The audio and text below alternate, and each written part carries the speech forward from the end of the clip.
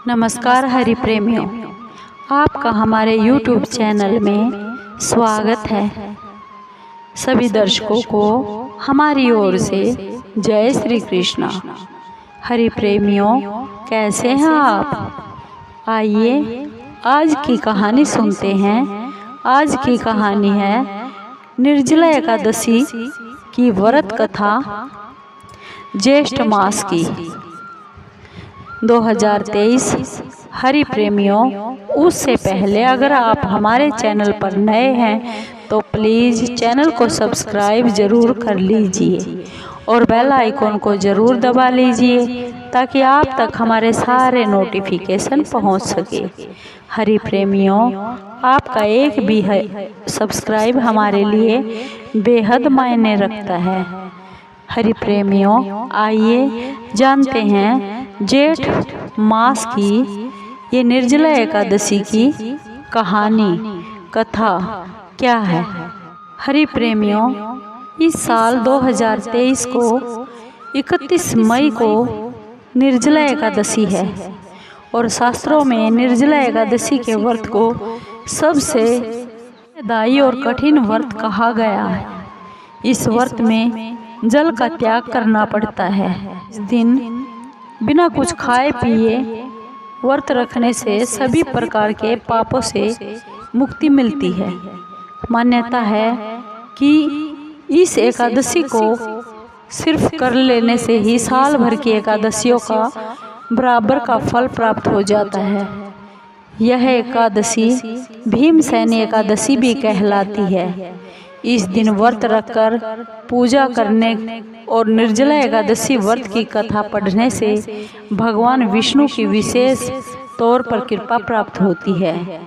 निर्जला एकादशी के व्रत की कथा इस प्रकार है। हिंदू धर्म के पद्म पुराण में निर्जला एकादशी के महत्व का बहुत विस्तार से वर्णन करते हुए बताया गया है कि भगवान श्री कृष्ण जब पांडवों को एकादशी व्रत का महात्म बता रहे थे, उस समय जब युधिष्ठिर ने भगवान श्री कृष्ण से कहा, हे जनार्दन, आप ज्येष्ठ मास की एकादशी का जो फल और विधान है वह सब हमें बताइए।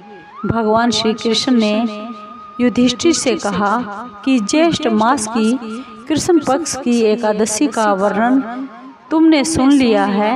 अब ज्येष्ठ मास की शुक्ल पक्ष की एकादशी का क्या प्रभाव होता है वह शास्त्र और धर्मों के जो ज्ञाता है ऋषि वेदव्यास जी से सुनो।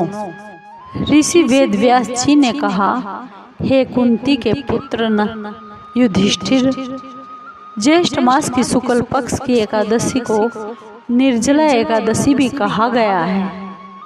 इस दिन दंत धावन यानी दांत साफ करने के अलावा आचमन अन्य कार्यों के लिए मुंह में जल नहीं डालना चाहिए। इससे यह व्रत भंग हो जाता है। इस दिन सूर्योदय से लेकर अगले दिन सूर्योदय तक जल को ग्रहण नहीं करना चाहिए। व्यास जी की बातों को सुनकर भीमसेन बोल पड़े, हे महाबुद्धिमान पितामह, मेरे सभी भाई द्रौपदी सहित इस एकादशी का व्रत करते हैं, लेकिन मेरे पेट में वक्र नामक अग्नि हमेशा ही जलती धधकती रहती है, जिससे मैं ज़्यादा टाइम भूखा नहीं रह सकता। जब तक मैं जी भरकर भोजन ना कर लूं, तब तक यह अग्नि शांत नहीं होती। इस पर व्यास जी ने कहा कि अगर तुम्हें स्वर्ग की अभिलाषा है, अगर तुम स्वर्ग चाहते हो तो तुम्हें एकादशी का व्रत तो करना ही चाहिए। भीम के ऐसे कहने पर भगवान व्यास जी ने कहा, फिर तुम पूरे साल की एकादशी का फल देने वाली सिर्फ एकमात्र निर्जला एकादशी का व्रत करो। भगवान व्यास जी ने कहा, भगवान व्यास जी ने जो कहा, भगवान विष्णु बोले, जो व्यक्ति निर्जला एकादशी व्रत का नियम पूर्वक पालन करता है वह करोड़ों सोने की मुद्रा दान करने का पुण्य प्राप्त कर लेता है। इस ज्येष्ठ एकादशी के दिन किए गए दान का पुण्य जब तप अक्षय होता है, यानी वह अनेक जन्मों तक लाभ देता है।